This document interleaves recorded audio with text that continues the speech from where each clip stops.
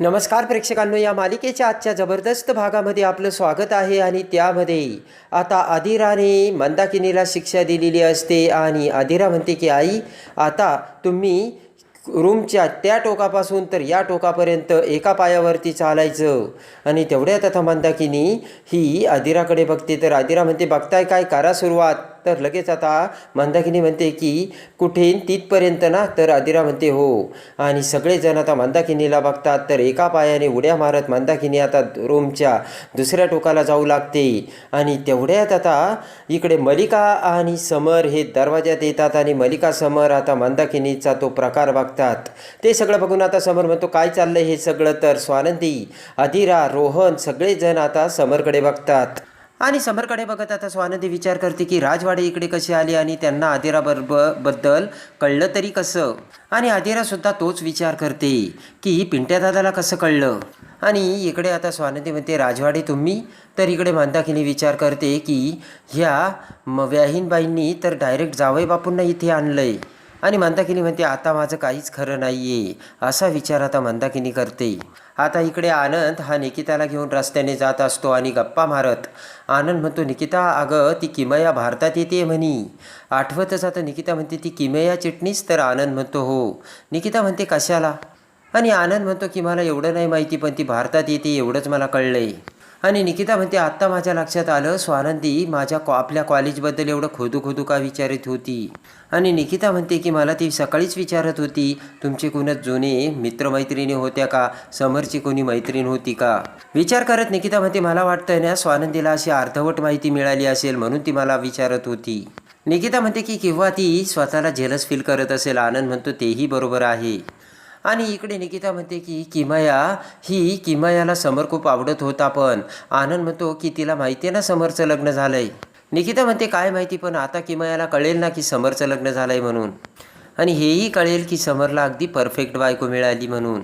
निकिता म्हणते की आता कुठे समर आणि स्वानंदीची गाडी रुळावर येते, तर ही किमया कशाला येते. निकिता म्हणते तुला नाही वाटत का ती चुकीच्या वेळेला येते. आनंद म्हणतो की ते तर कळतंयच, पण तिच्या येण्याचं कारण काय असेल. आता इकडे नाटक करत मंदाकिनीच्या घरी म्हणजे सरपोतदारांच्या घरी आता मल्लिका येताच आता तिथेच असलेल्या देवासमोर मल्लिका हात जोडते आणि म्हणते देवा, माझ्या बेबी डॉलची अजून किती परीक्षा घेणार आहेस तू.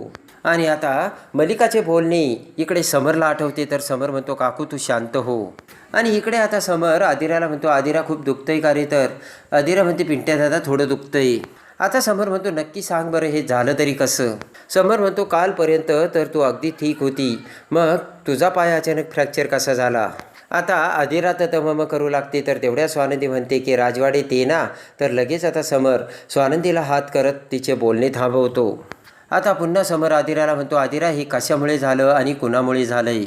आता इकडे समर म्हणतो की आदिरा मला तूच एक सांग, या घरामध्ये तुझा शारीरिक छळ होतोय का. आणि समर म्हणतो हा डोमेस्टिक व्हायलन्सचा परिणाम आहे का. तर आता आदिरा सगळ्यांना धक्का बसतो. आणि इकडे आता प्रमिला आणि चिंगी दोघीही आता किचनमधून बाहेर येतात. तर प्रमिला म्हणते आज संध्याकाळच्याला काय स्वयंपाक करायचा. तर चिंगी म्हणते की बघूयात ना. तर तेवढ्यात अंशुमन तिथे येतो आणि प्रमिला मेडला आता त्याच्या रूममध्ये पाठवतो. आता इकडे प्रमिला जाताच अंशुमन म्हणतो काय चिंगी, सगळ्या छोट्या छोट्या गोष्टी तू वहिनीला का विचारते. तर चिंगी म्हणते की वहिनीला या इकडे ना सगळ्या गोष्टी विचारूनच कराव्या लागतात. चिंगी म्हणते घरात सगळ्यांना वेगवेगळं खायचं असतं ना. आणि चिंगी म्हणते की सगळ्यांना विचारूनच करावं लागतं कुणाला काय आवडतं ते. तर आता चिंगी म्हणते तुम्हाला काय आवडतं. तर अंशुमन म्हणतो तू. आणि लगेच आता अंशुमन चिंगीकडे बघत म्हणतो की तू करशील ते मला आवडेल. तर आता चिंगी म्हणते नाही त्या अर्पिता मॅडम ना माझ्यावर चिडतात, तेव्हा त्यांना विचारूनच करावं लागेल. तर पुन्हा अंशुमन म्हणतो तुला हवं ते कर. तर चिंगी म्हणते नको अर्पिता मॅडम माझ्यावर चिडतील. तर अंशुमन म्हणतो नाही चिडणार मी आहे, आणि ती जर तुला काही बोलली तर मी सांगेन मीच सांगितलं होतं म्हणून. आणि लगेच आता चिंगी घाबरता क्षणी अंशुमन तिला पाण्याचा ग्लास देतो आणि म्हणतो घे छील कर. तर चिंगी म्हणते नको. अंशुमन पटकन त्या ग्लासमधील पाण्यात बोट बुडवून ते चिंगीच्या तोंडावर फिसकारतो. आणि तेवढ्या तिकडे आदिरा समरला म्हणते की पिंट्या दादा तुला वाटतं तसं अजिबात काही नाही आहे. आता इकडे मल्लिका म्हणते डॉल तू बोलू शकते, तुला काहीच घाबरायचं कारण नाही बरं का. आणि मल्लिका म्हणते तू बोल बरं. तर आदिरा म्हणते मॉम तुम्हाला जसं वाटतं तसं काहीच नाही आहे. आणि लगेच आता समर म्हणतो की आदिरा खरं का सांगत नाहीये, दरवेळेस मी शांत राहतो, समजून घेतो, पण आता नाही. आणि आता ओरडत समर म्हणतो की हा काय प्रकार आहे, आदिराच्या पायाला काय लागलं ना ते मला आत्ताच्या आत्ता कळालं पाहिजे. आणि आदिरा म्हणते खरंच पिंट्या दादा एवढा इश्यू नाही झाला. समर म्हणतो की इतक्या वेळ मी तुला विचारत होतो, आता या सगळ्यांना विचारतोय. आता समर म्हणतो एवढा मोठा इश्यू नाही आहे का, मग नक्की काय झालं ते सांगा ना तुम्ही. आणि सगळेजण काहीच बोलत नाही. तर समर म्हणतो तुम्ही सगळे गप्पा आहात ना, यातच मला माझ्या प्रश्नाचं उत्तर मिळालंय. आणि समर म्हणतो माझ्या बहिणीला त्रास देणं ना आता मी सहन करणार नाही, आता हे मी माझ्या पद्धतीने हँडल करतो. आणि समर जाऊ लागतो.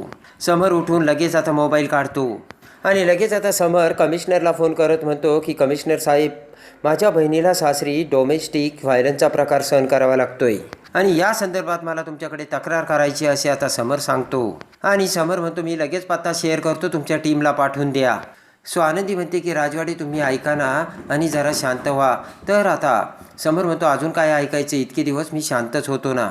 आणि शांत बसण्याचे हे असले परिणाम असल्याचे आता समर बोलतो. आणि घरातल्या वातावरणामध्ये माझ्या बहिणीचा पाय फ्रॅक्चर होतो, याचा अर्थ मी काय घ्यायचा असे समर त्या स्वानंदीला बोलतो. आदिरा म्हणते मी सांगते ना, आईचा आणि माझा वाद झाला होता, पण ही काही डोमेस्टिक व्हायलन्स नाहीये. आदिरा म्हणते की खाली पाणी होतं आणि मी मॉप घ्यायला गेले आणि मीच पाय घसरून पडले.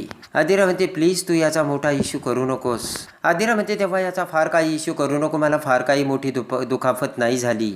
आदिरा म्हणते यांची कुठं पोलिसात तक्रार करू नकोस प्लीज दादा. समर म्हणतो की आदिरा बाळा तुला कळत नाही का, प्रत्येक घरात भांडणे होताच, मतभेद आता असतातच, भांड्याला भांडं लागतंच, पण असे पाय फ्रॅक्चर होत नाहीयेत आणि हे काही नॉर्मल नाही, तर हा गुन्हा आहे.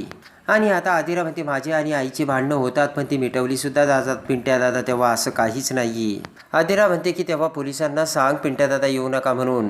समोर म्हणतो मी पुन्हा सांगतो आदिरा तुला घाबरायची गरज नाही आहे.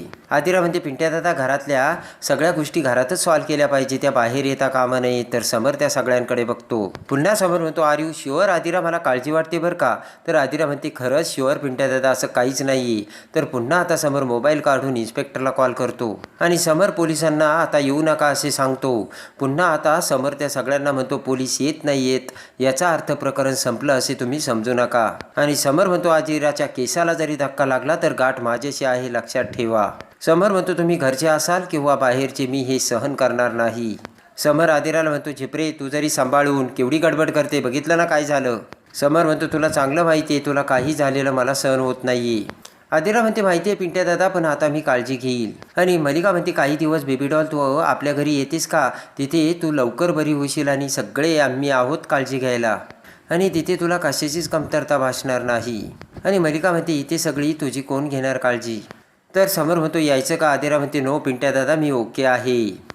आणि लगेच आता समर आदिराला मिठी मारतो आणि म्हणतो की झिपरे काळजी घे आणि येतो मी असे म्हणत समर बाहेर निघून जातो. तर इकडे आता मलिका म्हणते की डॉल काळजी घे बरं का, आणि मलिकाही निघून जाते. आणि आता समर मलिका जाता क्षणी आता रोहन इकडे आदिरासमोर बसतो. आदिरा म्हणते थँक्स पिंट्या दादाने काही ऐकलं नाही. आदिरा म्हणते पण दादाला कसं कळलं, नंदुताई तू बोलली का. तर स्वानंदी म्हणते मी काहीच नाही सांगितलं. आता स्वानंदीचे बाबा मंदाकिनीला म्हणतात आता तरी थोडी लाज वाटते की नाही. आणि आदिरा म्हणते की बाबा आता जाऊ द्या, झालं ते झालं आणि मला नंदुताईचं पटलंय, घरातल्या गोष्टी घरातच सॉल्व्ह केल्या पाहिजेत. आता स्वानंदीचे बाबा म्हणतात बघितलं का मंदाकिनी, तू किती जरी तिच्याशी वाईट वागली तरीसुद्धा ती तिचा चांगुलपणा सोडत नाहीये, शिक तिच्याकडून काहीतरी. आता स्वानंदीचे बाबा म्हणतात मंदा यापुढे जर तू तिला हात जरी लावला तरी ती तर सोडून दे, पण मीच पोलिसात तुझी तक्रार करील. आणि मंदाकिनी म्हणते यापुढे तुझ्या अंगाला हात काय मी बोटसुद्धा लावणार नाही. आणि आता इकडे समर मलिका कारमधून जाऊ लागतात. मलिका म्हणते ही डॉल ना माझं ऐकतच नाही, तिची काळजी घ्यायला तिथे कोण आहे, आली असती इकडे तर काय झालं असतं. समर म्हणतो रोहन आहे ना तिची काळजी घ्यायला. मलिका म्हणते की तो जर असता तर ही गोष्ट घडली असती का. आता इकडे स्वानंदी आणि तिचे बाबा रात्री बाहेर फिरायला येतात. तर एका ओट्यावर बसत आता स्वानंदी म्हणते बाबा मला एक सांगा ना, आपल्या सवयी आणि सहवासाने माणसाच्या अपेक्षा वाढतात का. आणि लगेच आता स्वानंदीचे बाबा म्हणतात वाढताना. तर लगेच आता स्वानंदी म्हणते की म्हणजे एखाद्याच्या आयुष्यात त्याला आपण सगळं सांगावं असं वाटतं का. स्वानंदीचे बाबा म्हणतात का पण काय झालं नंदू. तर आता स्वानंदी म्हणते की यांची जुनी मैत्रीण आहे ती आता घरी येणार आहे.